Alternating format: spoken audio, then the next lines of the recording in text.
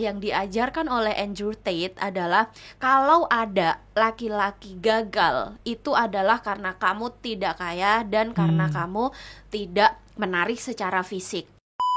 Dan lu harus berusaha untuk masuk ke situ. 20% caranya dengan ikut kelas gue aku gitu. Kalau lu percaya dunia harus adil, kenapa untuk ide keadilan gender tuh mereka nggak bisa keep up gitu?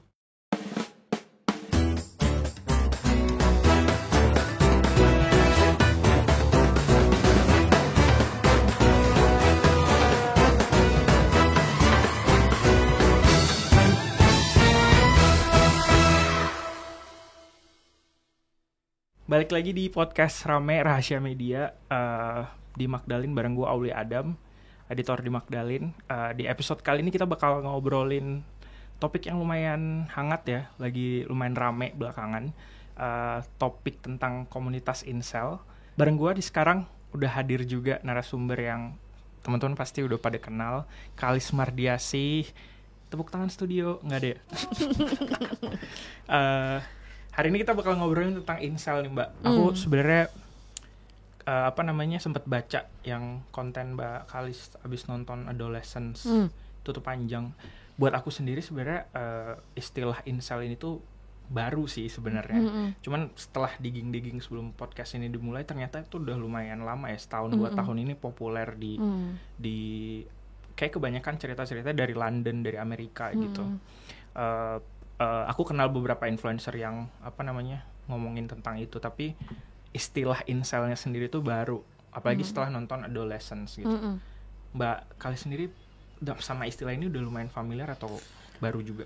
Baru juga, cuman tentu saja sebelum nonton Adolescence udah mendengar itu, karena aku dengerin influencer feminis di TikTok sebenarnya. Jadi pasti mereka akan ngebahas itu, karena setiap kali kayak ada isu tentang ketidaksetaraan gender, itu pasti akan ada banyak banget cowok-cowok incel ini yang memenuhi kolom-kolom komentar untuk berdebat dengan perempuan-perempuan feminis gitu, dengan pandangannya yang sangat khas. Tapi gitu. udah langsung pakai istilah incel itu? Iya, karena kayak ya? baik itu untuk mereka memproklamirkan diri gitu, maupun untuk si perempuannya menyebut mereka.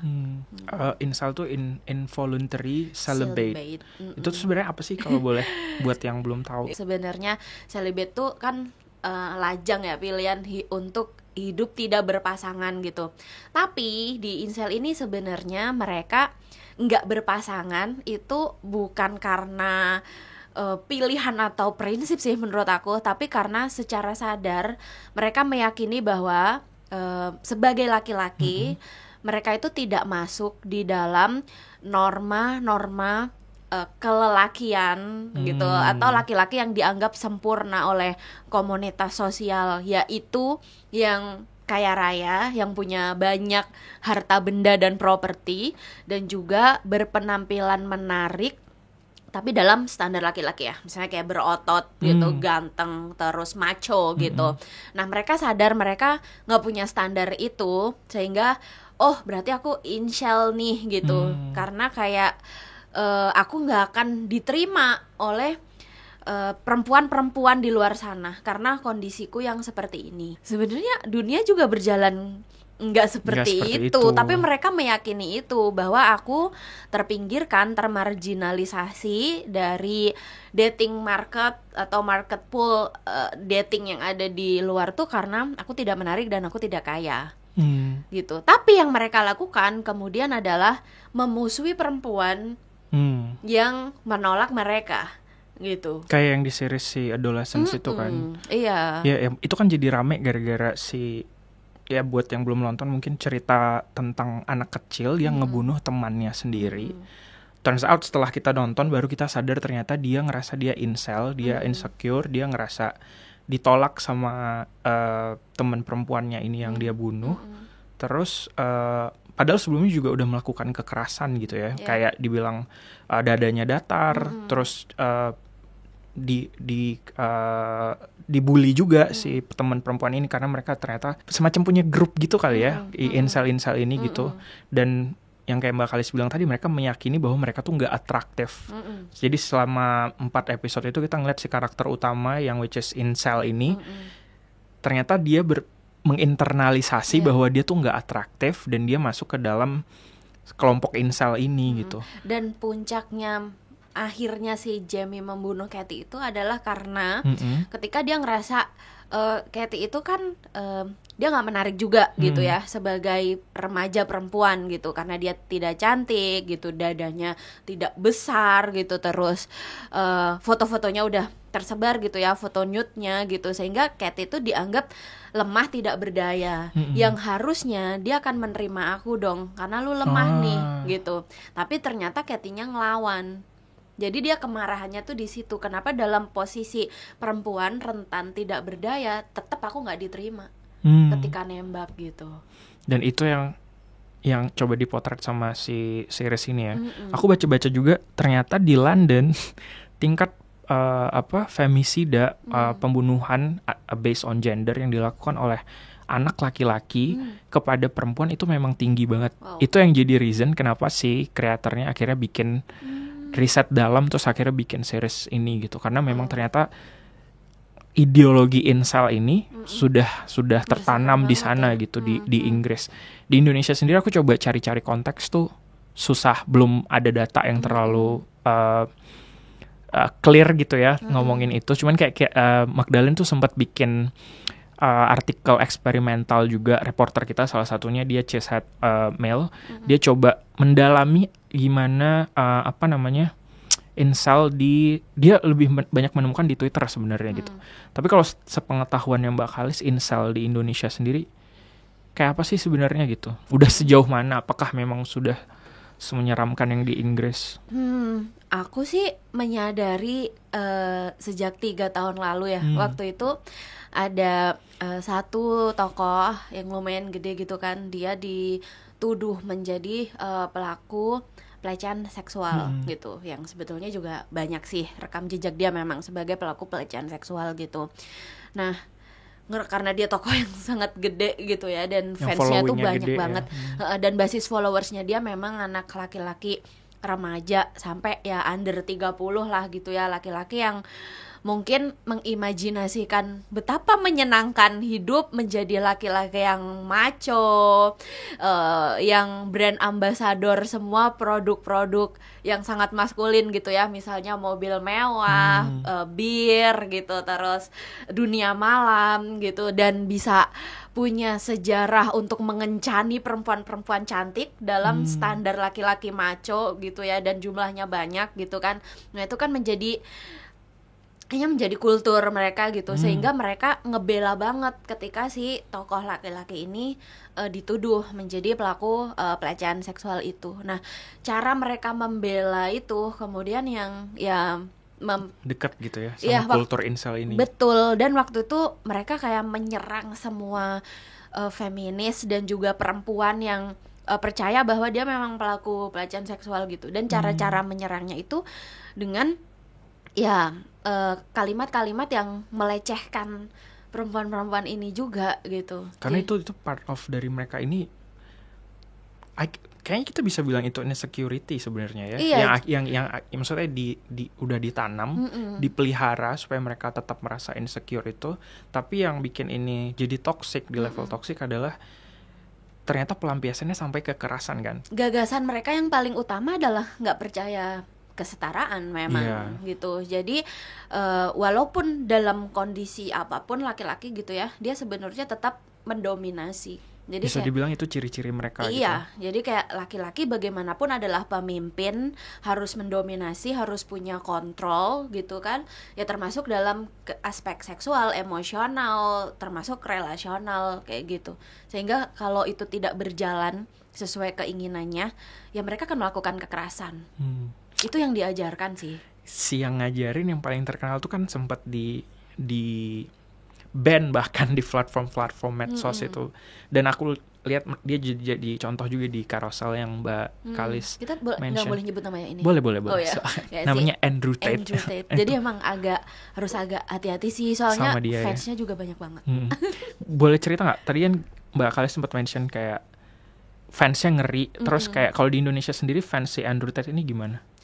Sempet riset nggak? Iya, dia sebenarnya dia bisnis, dia jualan kelas kan. Dia jualan kelas untuk melatih laki-laki agar kaya sih sebenarnya. Jadi gitu ya. Terus dan tentu saja memanfaatkan insecurity banyak laki-laki yang membutuhkan kelas itu. Karena sekarang kan ada banyak PHK gitu kan. Dan selain itu pun sebetulnya selalu ada pasar laki-laki yang putus dari tunangannya, putus dari pacarnya, dan menganggap dunia ini nggak adil.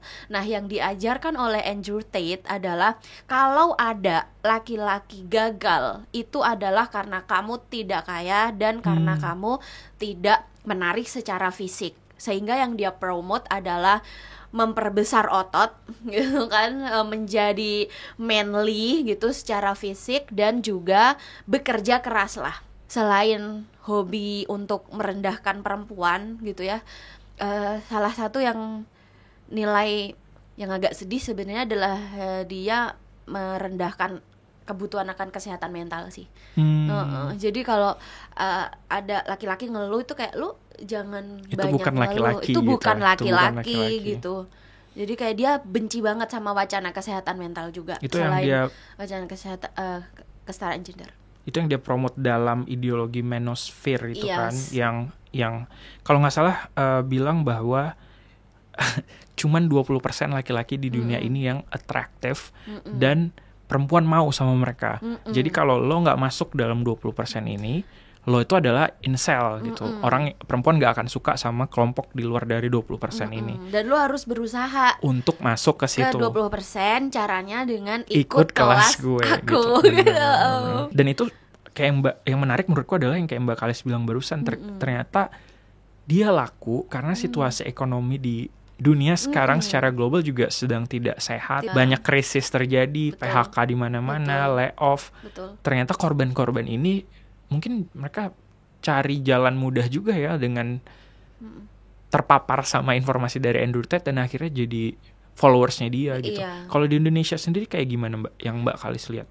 Sama sih, yang aku ngelihatnya tuh kayak akhirnya diadopsi sama podcast bro-bro yang mempromosikan kekayaan ya, yang mereka merasa bahwa ya kalau lu mau kaya lu harus ya bisnis lah gitu ya, harus ya intinya hidupnya tuh tentang uang. Maksudnya kayak kalau gue under 30 aja aku bisa mendapatkan uang sebanyak ini gitu ya, harusnya lu juga bisa gitu. Tanpa melihat masalah struktural tadi ya. Yang mereka nggak bicarakan adalah ada aspek politik, ekonomi, sosial gitu yang sebenarnya berpengaruh banyak gitu ya terhadap segala situasi gitu. Dan ini juga sih kalau kita ngelihat di TikTok ya, sebenarnya kayak yang ideologi princess treatment dan juga kayak apa masculine energy, feminine energy. Iya, jadi kayak itu tuh awalnya dipromosikan oleh kultur bro-bro ini, yang kalau lo bisa kaya raya lo bisa ngejemput cewek pakai BMW, pakai Audi segala macem, dan itu juga ditangkap nih sama perempuan-perempuannya kayak gitu. Tapi kalau buat anak, kan ini banyak tuh terjadi sebenarnya di anak laki-laki. Makanya tadi tuh seriesnya juga kayaknya fokus dan bahkan ngasih nama adolescence gitu. Kira-kira apa sih yang bisa kita lakukan buat orang-orang yang udah ngeh nih ternyata ada subkultur incel ini gitu, dan efeknya ternyata sampai kekerasan gitu. Apa yang bisa kita lakukan sebenarnya Mbak? Terutama buat anak-anak laki-laki yang masih kecil ini sebenarnya. Iya, karena sejak dulu sebenarnya kan di kultur pertemanan laki-laki itu kan kultur patriarkal yang memuja kekerasan ya. Maksudnya kalau nggak bisa berantem itu kamu akan tersingkir dari pertemanan laki-laki. Kamu tidak punya suara yang lantang gitu ya, atau kamu tidak bisa menaklukkan perempuan di sekitarmu, atau nanti lebih buruknya lagi kalau kamu pacaran kamu udah berhasil ngapain aja dengan pacarmu gitu kan. Itu kan menjadi kebanggaan di kultur pertemanan laki-laki remaja yang toksik gitu. Sebenarnya sejak dulu tuh bibit-bibitnya ada gitu ya, bibit-bibit pola pikir maskulinitas toksik ini. Nah sekarang justru difasilitasin, ada guru online-nya gitu. Kayaknya menurut aku ya, si Andrew Tate itu sebenarnya nggak niat-niat banget awalnya untuk menyasar si adolescents gitu. Dia Tapi ternyata followersnya banyak kan jadi mereka berkembang gitu ke ya. situ gitu. Wah kok tiba-tiba kok dapat banyak juga nih gitu di market yang ini gitu. Terus jadilah dia akhirnya terus menerus untuk bicara soal itu gitu. Awalnya dia kayak ngajarin bisnis aja, kayak lu harus punya mobil, lu harus punya properti, lu harus berotot gitu. Kalau misalnya istri lu melawan atau merendahkan gitu kan, dia kan anti feminis dan anti gender banget kan sebenarnya. Aku juga sempat baca buku judulnya Of Boys and Men, ditulis sama Richard Reeves. Dia ngomongin gimana sebenarnya ada perubahan besar di dunia sekarang yang sedang terjadi gitu, terutama tentang kesetaraan gender, dimana sebenarnya perempuan tuh ternyata memang sudah secara ekonomi, secara banyak hal udah mencapai yang dulu 4-5 dekade dulu nggak kita punya gitu. Perempuan udah mulai bekerja, pendidikan juga udah mulai setara gitu, kurikulum udah dibangun gitu. Nah, yang tidak dilihat dan yang coba di-highlight sama buku ini adalah ternyata ada male inequality katanya gitu. Dia bilang di buku itu bahwa anak laki-laki tuh ternyata prefrontal cortex-nya, bagian depan kepala yang belajar itu, anak perempuan jauh lebih canggih daripada yang laki-laki. Jadi kebanyakan belajar di sekolah itu mereka nggak bisa ngikutin gitu. Yang dia mau coba tawarkan adalah kita tuh suka lupa bahwa sistem pendidikan juga harus mulai mengenali bahwa ini laki-laki tuh banyak tertinggalnya sekarang, dan mungkin ini perlu jadi perhatian pemerintah juga atau struktur yang lebih besar untuk supaya nggak ya ada Andrew Tate yang memanfaatkan kultur ini akhirnya untuk mendoktrin anak-anak muda dengan hal yang salah gitu. Kalau Mbak Kalis ngelihatnya gimana? Iya, ya kan kita ngelihat bahwa industri pekerjaan gitu ya, itu kan lebih sadar pada kerja-kerja keperawatan atau misalnya penyedia jasa gitu ya, dan yang itu dimiliki oleh calon-calon pekerja perempuan gitu kan, sehingga ternyata pasar kerja itu lebih suka perempuan karena memang dia punya kemampuan kayak lebih detail gitu ya, dia lebih rinci dan banyak hal lain ya, kecakapan itu yang laki-laki nggak punya, dan laki-laki memang nggak dipersiapkan untuk itu gitu ya. Dan mispersepsi yang mereka percaya kemudian adalah ini tuh gara-gara pasar kerja diambil nih sama semua perempuan ini yang kebanyakan meninggalkan rumah gitu ya, dan memenuhi pasar kerja yang harusnya mereka nggak di sini kayak gitu. Padahal kondisinya nggak kayak gitu kan, kayak memang ada perubahan ruang hidup di mana tanah-tanah sekarang udah habis gitu, yang dulu jadi sumber pekerjaan laki-laki, dan sekarang jenis industrinya udah berubah kayak gitu-gitu. Itu yang ditranslate secara salah oleh komunitas incel ini gitu. Betul. Ya. Karena aku ngeliatnya di sosmed juga, terutama X sih, emang banyak konten-konten yang mereka tuh langsung straightforward anti kesetaraan gitu. Kalau Mbak Kalis sendiri ngeliatnya gimana? Punya pengalaman juga nggak? Kebetulan kan aku udah dari 10 tahun lalu kayak nulis dan juga advocate isu ini, dan memang dan masuknya tuh dari isu agama sebenarnya. Jadi orang yang anti kesetaraan tuh sebenarnya ada yang dari budayanya udah lama kayak gitu ya, terus dari tafsir agama juga bisa gitu, terus dari informasi-informasi baru atau pengetahuan yang dia dapat dari teknologi, terus dia ikut-ikutan kayak oh bener ya kayak incel ini gitu kan, kayak ya mereka nggak siap aja sama perubahan dunia. Ya kan, maksudnya kalau buset, kita kayak berabad-abad perempuan-perempuan tuh udah menjadi korban kekerasan, kayak korban perkawinan anak gitu ya, korban KDRT, dan juga praktik-praktik berbahaya lain yang membuat perempuan nggak bisa mengakses banyak hal di luar sana. Tapi ketika kita baru keluar dikit aja dari rumah, itu kayak udah sangat berbahaya banget gitu, padahal kita udah berabad-abad cuy, kayak nggak bisa ngapa-ngapain gitu. Dan yang dicapai juga sebenarnya ya mungkin yang mereka nggak banyak sadari adalah bahwa patriarki juga maksudnya ini yang diajarin feminis dan membebaskan aku sebagai individual adalah patriarki itu bukan cuman mengedepankan perempuan, tapi juga sebenarnya mengatasi masalah-masalah yang dihadapi laki-laki. Nah, masalah incel ini kan nggak ngelihat itu gitu. Buat mereka ajaran-ajaran feminisme atau kesetaraan gender tuh malah ternyata attacking me gitu.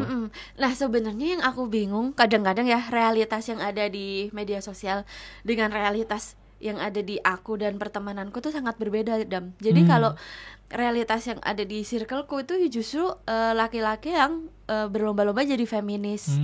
Menarik. Jadi kayak suamiku gitu ya, dia belajar feminisme dan selalu mendengarkan aku gitu ya. Kalau ada sesuatu yang POV kamu sebagai laki-laki gimana, aku sebagai perempuan seperti ini gitu. Jadi kayak kita bisa ngobrol soal itu.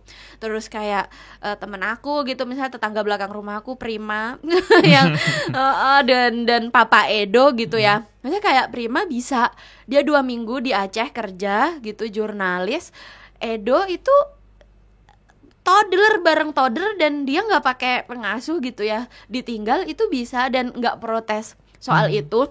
Dan dia mengerjakan pekerjaan rumah tangga gitu. Dan juga circle pertemananku yang lain gitu, kayak semuanya practicing itu gitu. Iya, dan walaupun mereka kadang masih kesulitan untuk memahami banyak hal, tapi sangat support ketika istri-istrinya ini berkoloni menjadi feminis gitu.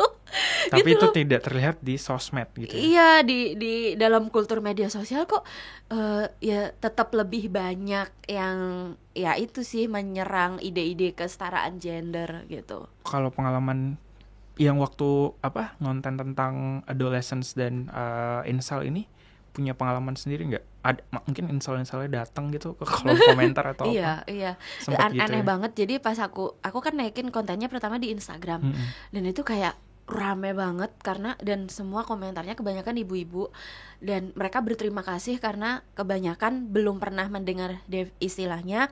Terus mereka kesulitan ketika menonton series Adolescence, mereka nggak menemukan jawaban kenapa Jamie membunuh Kathy gitu kan. Karena di series itu sebetulnya kayak mengeksploitasi emosinya papa dan mamanya Jamie ya kebanyakan gitu. Ketika aku menjelaskan kayak, Mbak, aku jadi baru paham, oh ternyata ada ya komunitas ini kayak gitu. Ketika aku bawa ke Twitter gitu ya, itu beda banget gitu ya. Tiba-tiba ada ya sekelompok akun-akun yang anonim gitu ya, tidak ada identitasnya secara nama maupun secara foto, yang ya itu maksudnya kayak marah-marah sih ya, kayak yang ngajak berdebat, terus ya pakai bahasa Inggris, yang pakai bahasa Inggrisnya tuh teror ya, kata-kata kasar gitu ya. Iya. Tapi ini ada kaitannya nggak sih Mbak sama, kan tadi kita ngomongin struktural, terus sebenarnya ada kultur patriarki juga yang diadopsi sama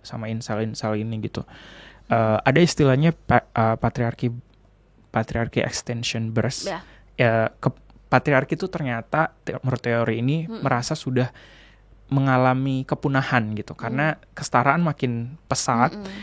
Dibuktikan dengan data-data tadi gitu, kayak perempuan udah sekolah angkanya semakin besar, kesempatan bekerja makin gede, walaupun our fight is still going on ya gitu. Tapi orang-orang yang masih mengadopsi patriarki ini tuh ternyata masih makin merasa oh gila nih gue di ujung tanduk nih gitu. Nah, incel ini konon katanya adalah part of itu, yang upaya-upaya perlawanan terakhir lah gitu buat mereka. Kalau Mbak Kalis ngelihatnya gimana? Iya, dan itu sebenarnya bisa kita rasakan banget juga di medsos ya, kayak orang-orang feminism now is everywhere. Kalau dulu kayak tahun 90-an itu kayak hanya menjadi diskursus di tempat-tempat yang mulia kayak di kampus gitu kan. Tapi sekarang feminism is everywhere gitu. Anak-anak SMP udah mulai ngomong bahwa aku mau jadi perempuan yang berdaya gitu ya. Nah, di sisi lain itu kayak yang anti-feminism dan anti-gender juga kayak yang naik banget. Jadi diskursusnya itu satu naik dan mereka fighting dengan energi yang sama-sama besar gitu kan. Nah, kemarin aku kayak baca studi tentang gender political gap. Ternyata di banyak negara-negara di dunia, kayak di US, di Korea, di negara-negara yang dimenangkan oleh partai sayap kanan mentok gitu ya, terus di Jerman, di Poland, di Prancis, yang memenangkan tokoh laki-laki ini gitu ya, itu adalah kelompok laki-laki umur 18 sampai 29 tahun. Dan analisisnya adalah bahwa kelompok laki-laki muda umur 18 sampai 29 tahun ini memang ketakutan dengan ide-ide progresif yang dibawa oleh partai sayap kiri gitu, kayak mereka memperjuangkan hak perempuan untuk bekerja dengan segala haknya ketika di perusahaan gitu, terus kemudian untuk tackling isu climate ya, karena di idenya yang laki-laki itu mereka masih kapitalis dan eksploitatif ya, untuk mengeksploitasi sumber alam dan sumber mineral kritis gitu kan. Jadi mereka bersatu padu untuk menyetujui ide-ide partai sayap kanan yang melawan itu semua. Sebenarnya kayak ya di Indonesia juga kayak yang kamu bilang tadi, aku juga melihat itu ada di podcast mungkin low-key gitu, tapi ajakannya tuh lebih kayak ayo kalau lo mau jadi sukses lo harus man up gitu. Cara man upnya gimana ya, build your body, terus kayak kerjaannya adalah kayak gini.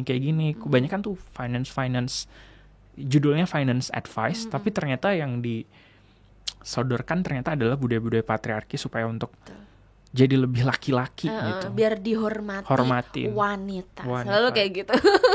Mungkin banyak orang yang nggak sadar bahayanya incel gitu, sampai kemarin adolescents membuka itu jadi obrolan gitu, karena arahnya ternyata kekerasan gitu. Sebagai orang tua yang maksudnya jadi orang tua di era udah ada internet nih Mbak, mungkin ada pengawasan khusus atau ada tips-tips khusus nggak buat itu? Sebenarnya ketika kita bicara internet secara khusus, kita nggak bisa ngomongin internetnya aja, karena kita akan ngomongin ekosistem manusia yang lebih luas lagi gitu. Jadi kalau misalnya kita ngomongin digital security, tapi di rumahnya menolak gagasan kesetaraan gender, di lembaga pendidikan juga menolak gagasan kesetaraan gender, di pertemanan dia juga menolak gagasan kesetaraan gender, ya akan sama aja gitu kan. Banyak manusia yang secara nurani mereka percaya bahwa dunia ini harus adil, mereka support ide tentang keadilan, kecuali untuk keadilan gender. Ini aneh banget sih sebenarnya. Kalau lu percaya dunia harus adil, kenapa untuk ide keadilan gender tuh mereka nggak bisa keep up gitu? Dan itu banyak terjadi gitu ya. Maksudnya nggak cuma di internet, tapi justru itu hal-hal yang kita ketemui sehari-hari dari orang-orang terdekat sendiri gitu ya. Tapi Mbak Kalis punya tips nggak buat ya orang tua yang punya masalah itu gitu, atau mungkin baru menemukan incel ini sebagai problem di keluarga mereka gitu? Iya, kita udah banyak belajar sih sebenarnya bahwa membesarkan anak laki-laki yang mempercayai nilai-nilai kekerasan gitu ya, itu kan pada akhirnya ya lu percaya pada data ini, tergantung lu percaya sains atau anti sains apa enggak sih sebenarnya. Jadi kayak pelaku kekerasan datanya udah lebih banyak laki-laki gitu kan, pelaku femisida anak lebih banyak laki-laki gitu kan, datanya tuh tersedia gitu. Kekerasan dalam pacaran di Indonesia lebih banyak laki-laki gitu. Dan apakah lu akan memilih percaya bahwa itu karena kultur kekerasan yang dibangun dan dipersepsikan sejak kecil, atau tetap dengan pendapat-pendapat yang menurutku agak nggak normal dengan mempermasalahkan korban gitu? Itu kan karena korbannya mau diajak pacaran, itu kan karena korbannya mau diajak ke tempat sepi lalu dibunuh dan lain-lain gitu. Kadang-kadang aksesnya udah jelas ada di depan mata, tapi memang apa yang diyakini, apa yang dipercaya sama mereka gitu ya, yang susah. Tapi kalau sebenarnya di media juga ini kan hal yang baru banget ya, istilah incel ini gitu. Maksudnya aku sebagai praktisi di media juga lumayan kesulitan untuk menerjemahkan bahasa-bahasa ini gitu. Aku pun pas kayak menulis, aku kan selalu audiensku itu kan ya perempuan 1835 dan aku sadar ada banyak ibu-ibu baru kan, kayak yang gimana ya biar audiensku ibu-ibu baru ini paham gitu. Nggak cuma sekedar istilah barunya tapi secara konseptual gitu kan. Kan itu agak susah juga menjelaskannya. Dan aku juga ngebayangin kayak orang tua juga, misalnya generasi kita kan orang tua pertama mungkin yang hadir sebagai orang tua di masa internet ada gitu. Challenge-nya apa aja sih yang mungkin Mbak Kalis udah mulai alami atau rasakan? Iya, kayak kalau anak kemarin kan ada juga ya pelaku pelecehan seksual anak itu kan selalu rame ya. Di TikTok, di Instagram, di Twitter gitu, dan mereka mendapatkan akses sebenarnya pengetahuan ya misal video konten intim gitu ilegal gitu kan, itu kan selalu dari internet. Gitu sih sebenarnya, kayak yang kita harus membuat sebenarnya ekosistem internet yang lebih feminis itu. Gitu. Dan itu kayaknya nggak cuma tanggung jawab orang tua aja tadi ya, balik lagi ya.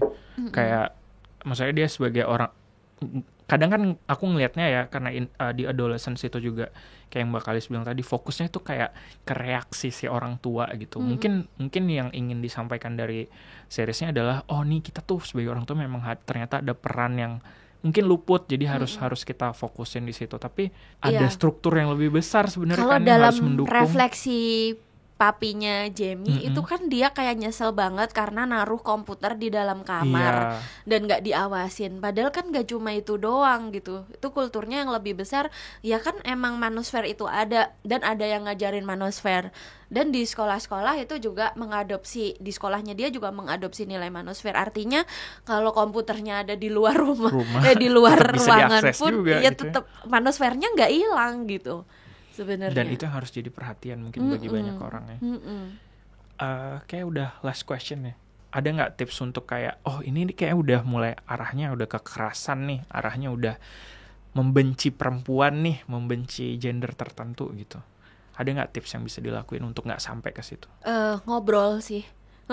Karena sebenarnya kan Jamie itu kan memperlihatkan tanda-tanda ya, tapi orang tuanya nggak paham itu sebenarnya, dan juga mungkin guru-gurunya gitu ya. Ketika itu kan terungkap baru ketika psikolognya ngobrol, kayak lu ngelihat Katy itu cantik apa enggak gitu, enggak gitu kan. Terus ya orang tua juga kayak gitu, kayak misalnya sejak kecil ya manusia itu setara gitu, nggak ngelihat warna kulitnya, nggak ngelihat bentuk tubuhnya, terus standar-standar tentang menjadi laki-laki maupun menjadi perempuan yang memenuhi standar society tentang kecantikan atau kegantengan atau kejantanan itu, sehingga mereka juga nggak ngerasa insecure hanya karena nggak meet the standard itu. Mereka tahu bahwa manusia adalah kompleks creature ya sebenarnya, nggak cuma tentang fisik dan juga tentang standar-standar itu gitu. Kita masih punya intelektual, kita masih punya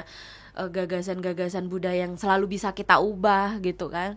Dan mungkin nggak selalu nyalahin diri sendiri gitu ya, karena kan tadi ya kayak sistemnya ekonomi emang lagi krisis secara global, jadi itu bukan salah satu orang aja. Jadi mungkin nggak menginternalisasi. Dan mungkin juga salah satu yang paling penting adalah kesehatan mental kali ya, yang perlu di-highlight gitu. Iya, dan korporasi juga sih. Maksudnya kayak waktu feminism lagi naik gitu kan, brand-brand udah mulai support ide kesetaraan dan keadilan ya sebenarnya, untuk melibatkan untuk menjadi model itu nggak yang selalu dengan standar-standar kecantikan atau kegantengan gitu kan, mulai melibatkan yang lintas ras dan lintas warna kulit gitu, dengan berbagai bentuk tubuh dan lain-lain. Lebih eksklusif gitu ya. Jangan sampai entar kalau pas ini wacananya bergeser menuju konservatif lagi, mereka jadi geser lagi ke zaman jahiliyah lagi. Jangan-jangan. Iya. Seru banget sih sebenarnya obrolan, tapi karena waktunya sudah habis, mungkin nanti teman-teman yang lain juga bisa lanjutin diskusinya tentang incel di kolom komentar. Makasih banget udah hadir di podcast. Semoga nanti kalau kita undang lagi nggak kapok. Sampai jumpa di Rame episode berikutnya.